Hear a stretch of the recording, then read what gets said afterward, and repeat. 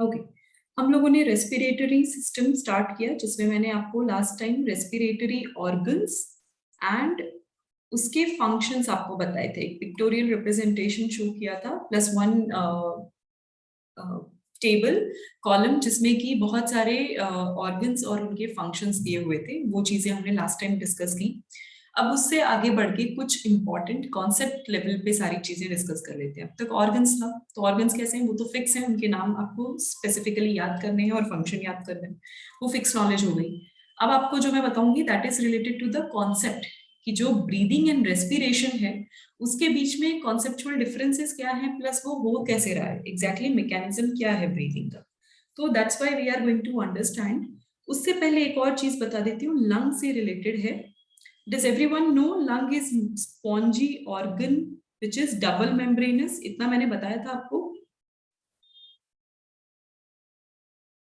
Yes or no? I need response. ये चीज अगर नहीं बताई थी then I'm going to explain today. Otherwise, और मे बी मैं रिपीट करवा दूंगी। सो डबल मेम्ब्रेनस यानी लंग जो है आउटर और इनर दो टाइप के इसके पास मेम्ब्रेन्स प्रेजेंट हैं। तो जो लंग आप मोस्टली पढ़ते हो देखते हो वो डबल मेम्ब्रेनस होता है। तो आउटर मेम्ब्रेन जो है उसको हम बोलते हैं पेराइटल। पेराइटल मींस पेरीफेरी को जो कवर करते हैं that is parietal. So this is outer membrane and inner membrane जो होता है दैट इज विसरल। हमारे इंटरनल ऑर्गन्स को हम विसरल ऑर्गन भी बोलते हैं। सो दैट्स व्हाई इनर जो मेम्ब्रेन है उसको विसरल वर्ड नाम दिया गया। इसका मीनिंग ही है इंटरनल पार्ट। सो जो आउटर मेम्ब्रेन होगा उसका नाम है parietal, word is important. Inner membrane जो है उसका नाम है visceral, this is also important. And इनके बीच में जो आउटर एंड इनर जो लेयर है इसके बीच में एक फ्लूइड प्रेजेंट होता है। फ्लूइड प्रेजेंट होगा एंड इसको बोलेंगे the fluid is known as pleural fluid. Lung को इसीलिए हम प्लूरा भी बोल सकते हैं। जो इनके मेम्ब्रेन्स होते हैं इसको आप प्लूरल मेम्ब्रेन भी बोलते हो। एंड प्लूरल मेम्ब्रेन के दो पार्ट्स हैं, पेराइटल एंड विसरल। ये दोनों इंपॉर्टेंट है और इनके बीच में जो फ्लूइड होगा that is known as pleural fluid. ये मैं क्यों बता रही हूँ? क्योंकि आज मैं आपको लंग कैपेसिटी रिलेटेड कुछ चीजें बताऊंगी। जो हम इनहेल करते हैं एक्सहेल करते हैं, इस टाइम पे हम कितना अमाउंट एयर ले रहे हैं, कितना वॉल्यूम है, कितना आप एक्सहेल कर पाते हो, क्या इनहेल और एक्सहेल दोनों का अमाउंट सेम होता है, कितना बॉडी यूज करती है, ये सारी चीजें आप जानोगे। तो जो प्रेशर क्रिएट होता है अगर कोई भी चीज मूव हो रही है from one place to another place, basic diffusion सबको पता है ना, क्लास को पता है डिफ्यूजन, ऑस्मोसिस, ऐसे वर्ड सबने सुने हैं, जानते हो आप लोग? नो डिफ्यूजन नहीं सुना कभी केमिस्ट्री में? अगर नहीं सुना है देन समझ लो आज। Diffusion means movement of particle. Substances जब higher concentration to lower concentration move करते हैं वो चीज हो जाती है डिफ्यूजन। डिफ्यूजन हम हमेशा केमिकली या सब्सटेंस लेवल पे इसीलिए देखते हैं इन लिविंग ऑर्गेनिजम्स क्योंकि हमारे सेल में मेम्ब्रेन प्रेजेंट होता है। अगर मेम्ब्रेन के थ्रू मूव करना है तो डिफ्यूजन यानी वो सब्सटेंस क्या नेचर रखता है, वो आयनिक है कि नहीं, वो किसी के साथ बाइंड करके जा रहा है क्या, उसको ले जाने के लिए कोई और केमिकल की रिक्वायरमेंट हो रही है क्या, तो ये नेचर भी पता चलता है। सो that is the meaning of diffusion. Now why I am explaining this, ये चीज क्यों जरूरी, क्योंकि अगर डिफ्यूजन नहीं होता तो जो भी एयर इनटेक आप कर रहे हो उसमें से ऑक्सीजन अपने प्रेशर वेरिएशन के हिसाब से हमारे ब्लड में डिफ्यूज नहीं होगा। डायग्रामेटिकली भी थोड़ा रिप्रेजेंट करूंगी बट थोड़ा सा कॉन्सेप्ट समझ लो। डिफ्यूजन का मीनिंग क्या हो गया? I will write here movement of substance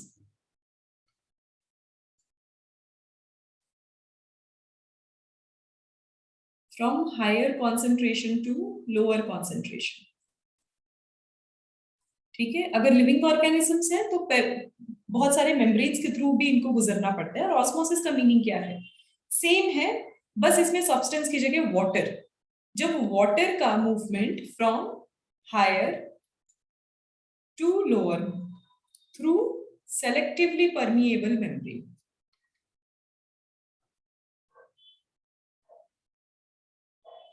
तो अगर मेम्ब्रेन बीच में आ रहा है और वाटर को higher concentration to lower concentration move करना पड़ता है, उसको बोलते हैं ऑस्मोसिस। वाटर के अलावा जितने भी पार्टिकल्स मूव होते हैं from higher to lower, that is diffusion. ये दो वर्ड्स क्लियर हो गए सबको? Yes ma'am. हाँ, तो अगर ये डिफ्यूजन हो रहा है सब्सटेंस का, तो मतलब एयर का भी तो डिफ्यूजन होगा ना। एयर के में भी क्या है, गैसेस हैं, yes. They are also particles, तो वो भी higher concentration to lower. Plus अब एयर है तो क्या क्रिएट करेगा, it is going to create pressure. तो मूवमेंट कैसे होगा, higher pressure to lower pressure, ये इंपॉर्टेंट है। तो ऑक्सीजन का मूवमेंट कैसे हो रहा है, higher pressure to lower pressure, इधर मूवमेंट हो रहा है। सिमिलरली CO2 का भी सेम मैकेनिज्म है। अब इन दोनों का कंडीशन अलग हो जाता है। क्या कंडीशन होता है, सपोज इमेजिन कर लो, मैं डायग्रामेटिकली रिप्रेजेंट करने की कोशिश करूंगी। This is the alveoli tip. हमने लास्ट टाइम डायग्राम भी देखा था एल्वियोलाई का, जो लोब्यूलर या बल्ब लाइक स्ट्रक्चर था, जो ब्रोंकियोल्स के टिप पे प्रेजेंट होते हैं। ये सैक है, ये एक पूरा एल्वियोलाई सैक हो गया, और इसके अंदर बहुत सारे सेल्स है एल्वियोलाई के जो प्रेजेंट होते हैं। अब इन पे कनेक्शन होगा दो चीज का। पहला, जो हार्ट से ब्लड आएगा।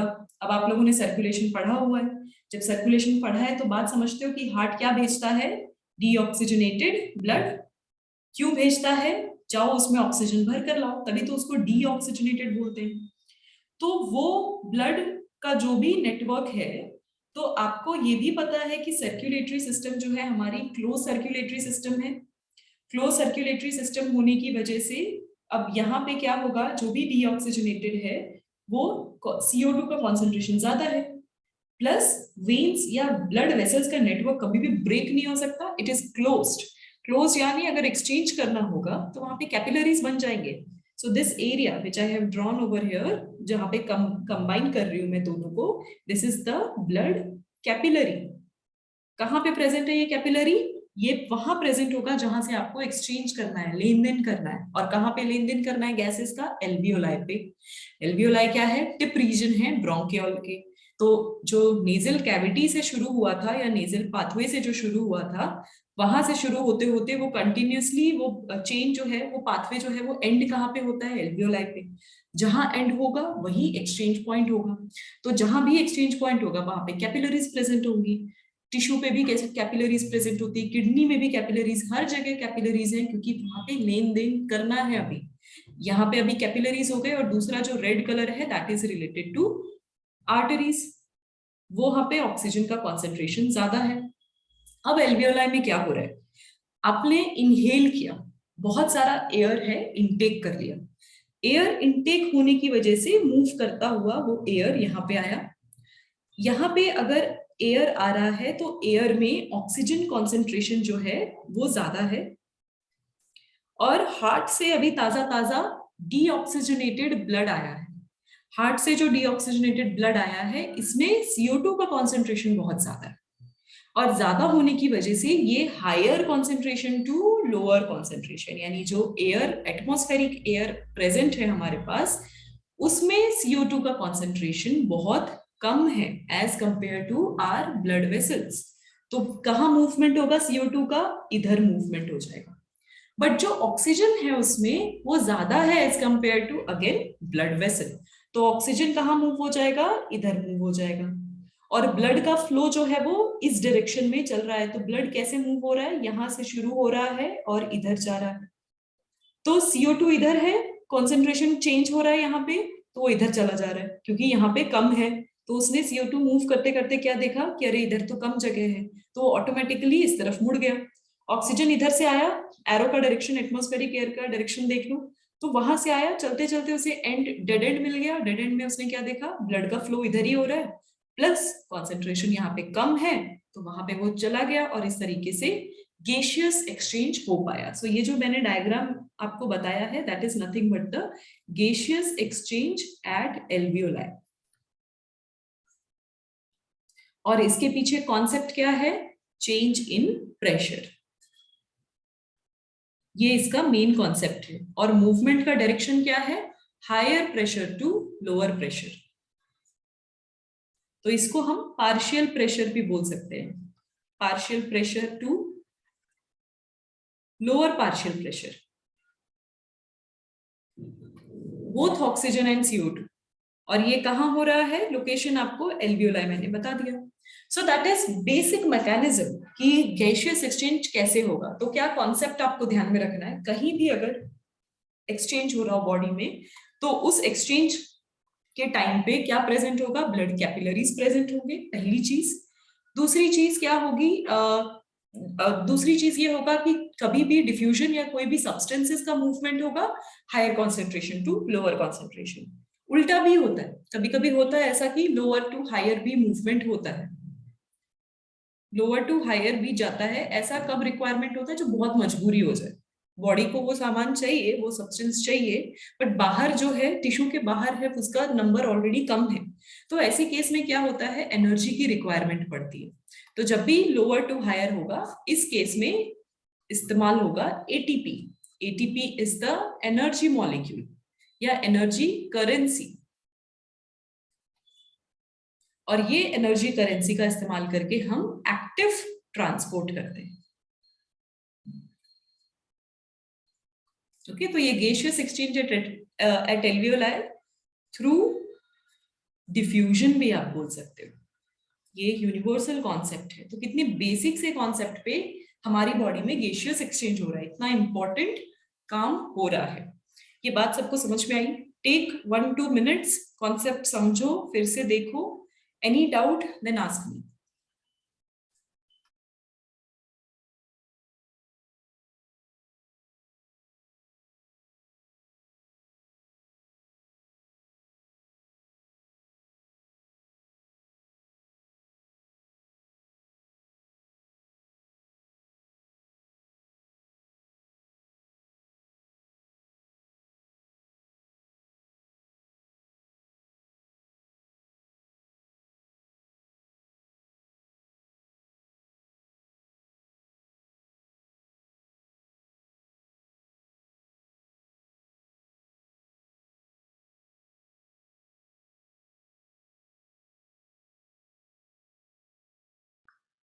Done ma'am.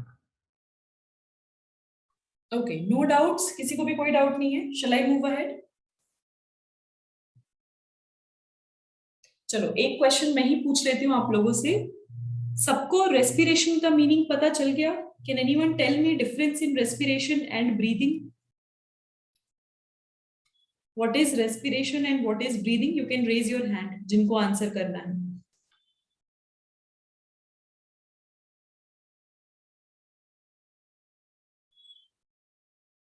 You can mention your answer in chat also.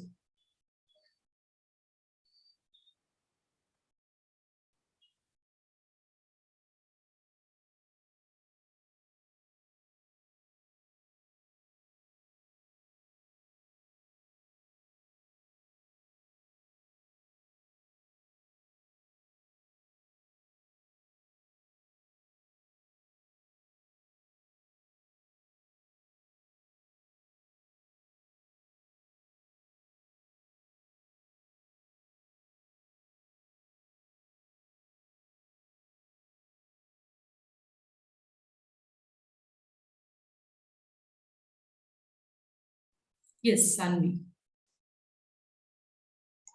Ma'am, respiration is the process in which glucose is broken down in presence of oxygen to release energy, which is a metabolic process, a chemical process, while breathing is a physical process which consists of inhalation and exhalation.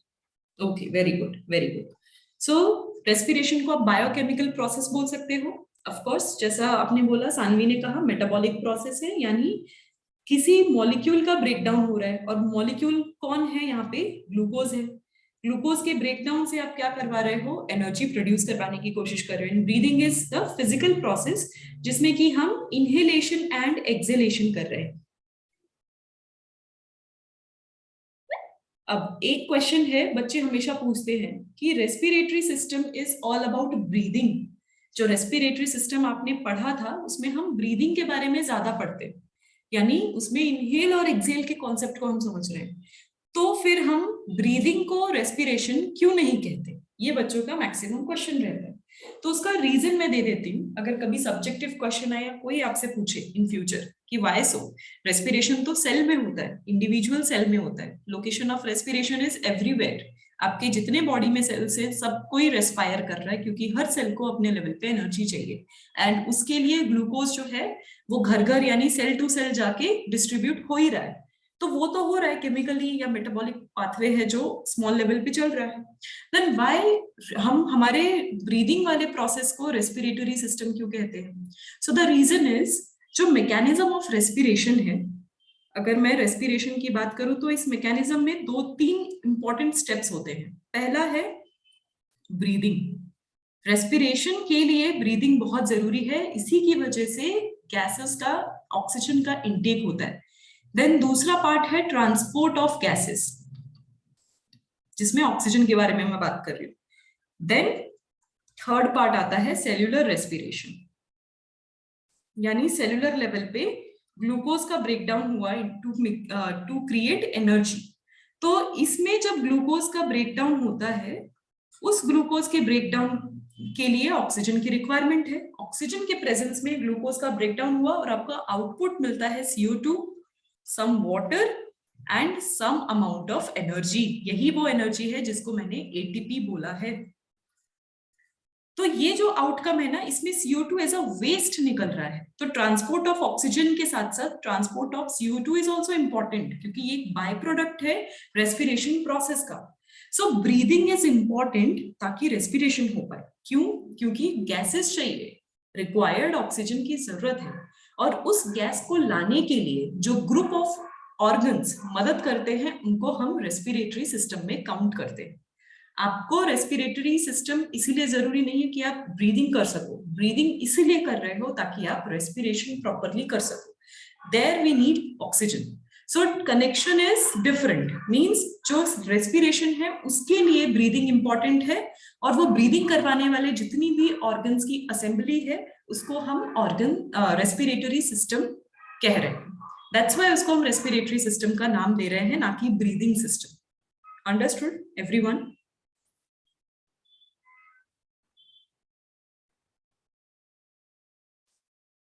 Okay, Yes, someone, Atharva ने answer किया in the chat, correct, respiration and breathing. Okay, you are also correct.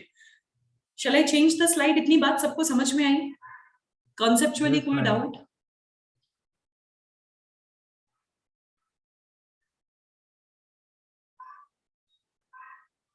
No?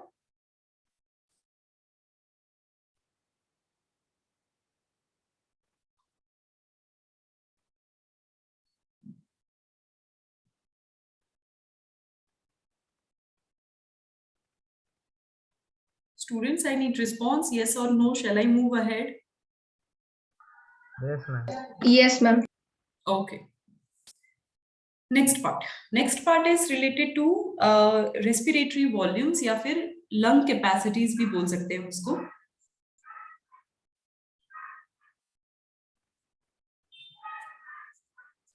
मैं mechanism of breathing इसके बाद आपको explain करती हूँ। Now lung capacities, कि exactly क्या क्या वॉल्यूम्स हम इनटेक करते हैं, और हमारे प्रोसेस के हिसाब से उन वॉल्यूम्स का क्या क्या नाम है, वो चीज मैं आपको बताऊंगी। सो पहली चीज है tidal volume.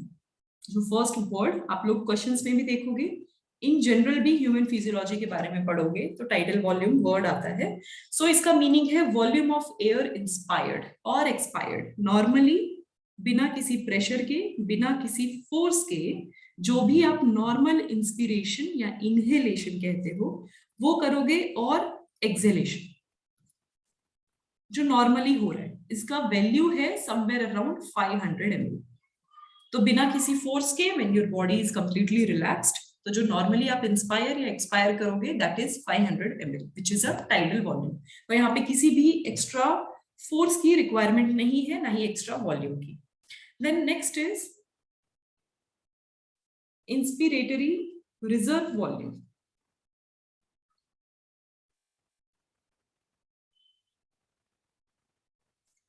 Inspiratory reserve volume का मीनिंग है फोर्सफुल इंस्पिरेशन, यानी जब आप नॉर्मली इंस्पायर करते हो उसमें आप फोर्स ऐड कर रहे हो और फोर्सफुली आप एयर लेने की कोशिश कर रहे हो, तो उस कंडीशन को इंस्पिरेटरी रिजर्व वॉल्यूम कहते हैं।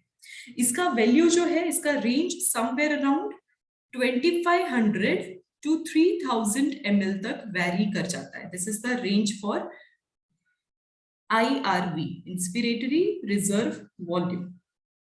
थर्ड पार्ट, अब इंस्पिरेटरी है तो एक्सपायरेटरी भी होगा। So the next one is expiratory reserve volume.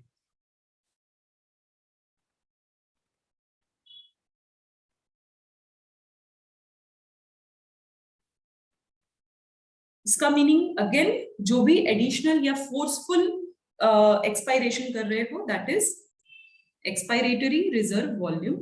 Exactly opposite, जो फोर्सफुल एक्सपायरेशन करते हो उसका वॉल्यूम समवेयर अराउंड 1000 to 1100 के बीच में आता है। ये जो वैल्यूज है मैं ये एनसीईआरटी के हिसाब से बता रही हूँ। हो सकता है डिफरेंट डिफरेंट बोर्ड्स की बुक में ये रेंज वेरी करे, बहुत लोग रेंज नहीं देते हैं, कोई एक वॉल्यूम या कोई एक वर्ड नंबर या वैल्यू ही रखते हैं, तो वो बुक टू बुक वेरी कर सकती है, बट ये जनरल है, जो भी वैल्यू होगी वो इन्हीं के आसपास होगी, कभी चेंज नहीं होगी, बिकॉज ये standard values. Then next is, fourth one is residual volume. Residue का मीनिंग बचा कुचा। तो रेसिडुअल वॉल्यूम मींस ऐसा जो है वॉल्यूम जो हमारे लंग्स में बच जाता है जब भी आप एक्सपायरेशन करते हो। आप कभी भी पूरा 0 मींस 100% एयर बाहर नहीं निकाल सकते। जो भी आप इनहेल कर रहे हो उसका सर्टेन पार्ट ही आप एक्सहेल कर पाते हो। तो वो जो पर्टिकुलर चीज है जो रेसिड्यू बच जाता है आपके लंग में आफ्टर एक्सपायरेशन, मींस पूरा फोर्स लगा लिया फिर भी थोड़ा बहुत वॉल्यूम बच जाता है, उसको बोलते हैं रेसिडुअल वॉल्यूम।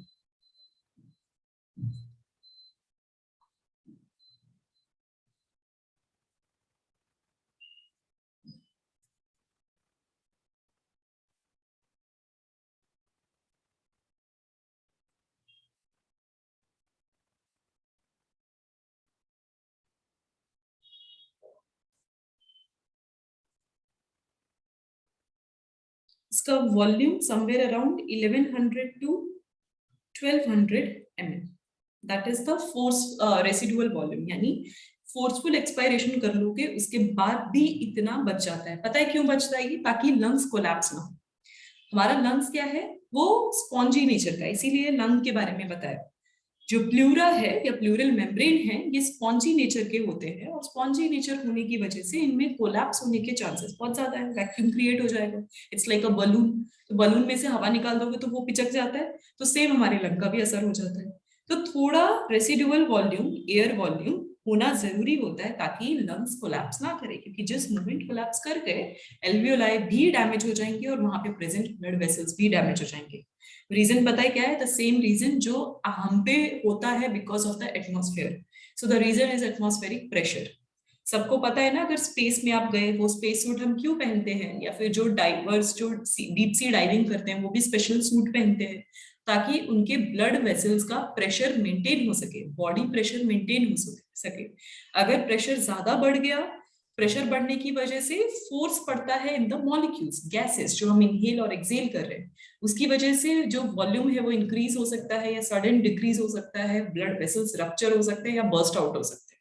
तो वो चीजें ना हो, वो रीजन की वजह से एक सर्टेन वॉल्यूम हमारे लंग्स में होना जरूरी है। That's why residual volume. ये चार पता चले सबको? चार का मीनिंग समझ में आया? Yes ma'am. कोई भी एक बात जो नहीं समझ में यस आई हो? मैम। ओके, इतना लिख लो आप लोग, फिर मैं स्लाइड चेंज करती हूँ। और भी हैं 2-3 टाइप्स, फिर मैं वो आपको बताती हूँ। लिख लिया अगर सबने तो फिर इन्फॉर्म में।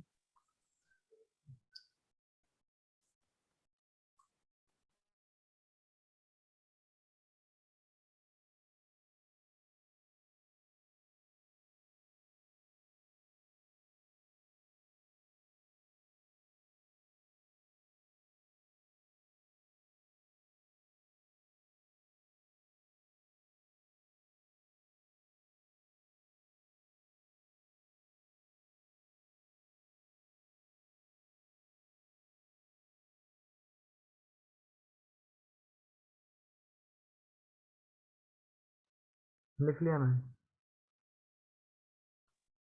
ओके, अब ये 4 टाइप ये बेसिक टाइप है, इसके अलावा और भी कुछ नाम है, मींस टाइप्स हैं related to the capacities. One more is inspiratory capacity.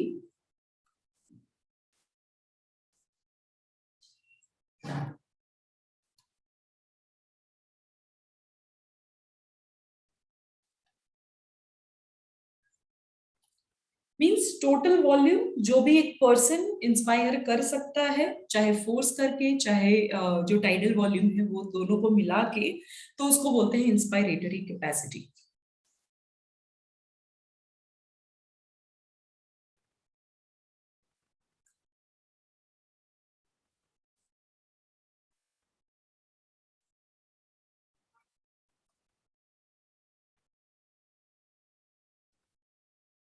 इसका वैल्यू जो होगा that will be tidal volume जो हम लोगों ने देखा, प्लस इंस्पायरेटरी रिजर्व वॉल्यूम जो फोर्स करने के बाद आप इनहेल कर पाते हो. तो इनका जो भी कॉम्बिनेशन वैल्यू होता है that is inspiratory capacity. Similarly next is इसी का ऑपोजिट, अगर इंस्पायरेटरी है तो सेम एक्सपायरेटरी भी होगा. सो that is expiratory capacity.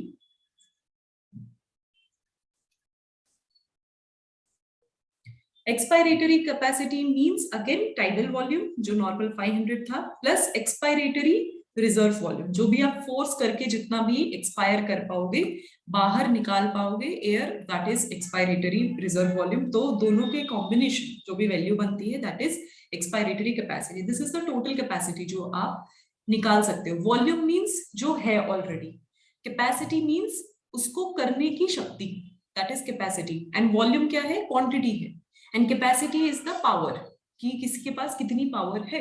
So this is the total capacity of lung. Means lung के पास इतनी क्षमता या इतनी शक्ति है कि ये टोटल वॉल्यूम वो एक्सपायर कर सकता है या ये टोटल वॉल्यूम वो इंस्पायर कर सकता है. This is the meaning of the word. इससे पहले आप वॉल्यूम पढ़ रहे थे, यहाँ पे आप सब वॉल्यूम देख रहे थे कि ये रिजर्व में रहता है, ये अमाउंट है जो हमारे लंग्स में प्रेजेंट होता है, या तो इन या आउट. ये कैपेसिटी यानी ये पावर है लंग के पास जितना वो इन एंड आउट टोटल कर सकती है. This is the process. Seventh one is functional residual capacity. Function का मीनिंग काम करना, कुछ भी. सो फंक्शनल रेसिडुअल, रेसिडुअल आपको बता रखा है जो बचा कुचा है. यस मैम, वो इंस्पिरेटरी कैपेसिटी में सेंटेंस क्या लिखा है? Definition. Total volume of air a person can inspire. Okay ma'am. Okay. So functional residual volume या फिर functional, sorry not volume, this is capacity. So functional residual capacity is कि particular person के पास कितना residue बचता है जिसमें कि वो पर्सन फंक्शन कर पाए, यानी उसके लंग्स फंक्शन कर पाए. ऐसा कब होता है? जब सफोकेशन हो रहा हो या फिर ब्रीदिंग ना हो पाए, आप सांस रोक रहे हो, तो लंग में जो भी रेसिडुअल एयर है उसी पे बॉडी सर्वाइव करती है for temporarily, for some moment. So that is the functional residual capacity.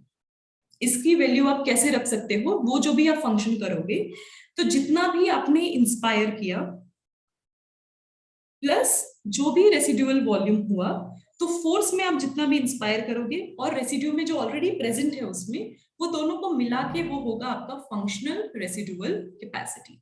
तो ये चीज फंक्शनल में आती है. या तो आईआरवी आप कंसिडर कर सकते हो या फिर ईआरवी भी आप कंसिडर कर सकते हो.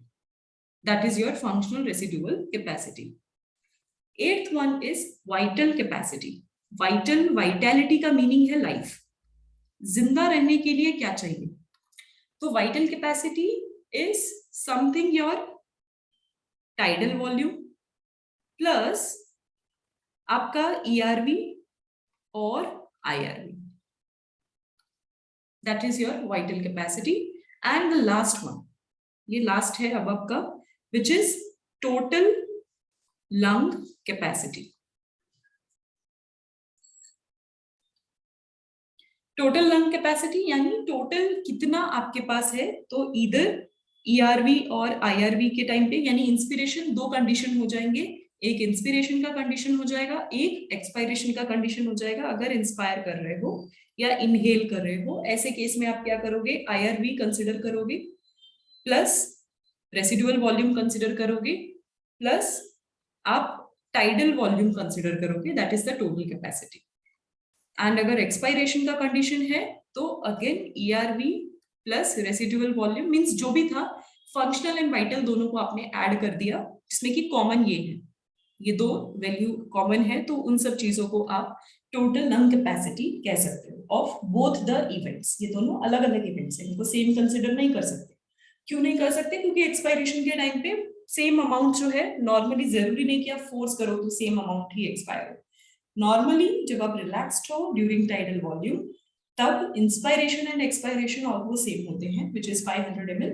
बट जब आप फोर्सफुल कर रहे हो तो फोर्सफुल में कुछ बच जाता है, वो रह जाता है, विच इज रेसिडुअल, एंड बहुत थोड़ा amount as compare to inspiration बाहर इनहेल हो सकता है। दैट्स व्हाई जो वॉल्यूम्स हैं वो वेरी कर रहे हैं। इंस्पायरेटरी का वॉल्यूम देखना इतना है, जबकि एक्सपायरेटरी का समवेयर मींस डायरेक्टली हाफ पे वो डिक्रीज हो गया है। तो एक्सपायरेटरी की कैपेसिटी ऑफ कोर्स कम है। So this is about lung capacities and volumes. कोई बात जो किसी को नहीं समझ में आई हो? No, ma'am. Okay, so take your time, write down, then we will move on to other part. Ma'am reason करना है ना? Sorry, रीजन करना है हमें? sorry, मैं समझी नहीं बच्चे, can you repeat? रीजन करना है क्या मैम? Reason? रीजॉइन। अच्छा, rejoin, okay. दूसरे लिंक पे yes, after writing this you can switch to another link.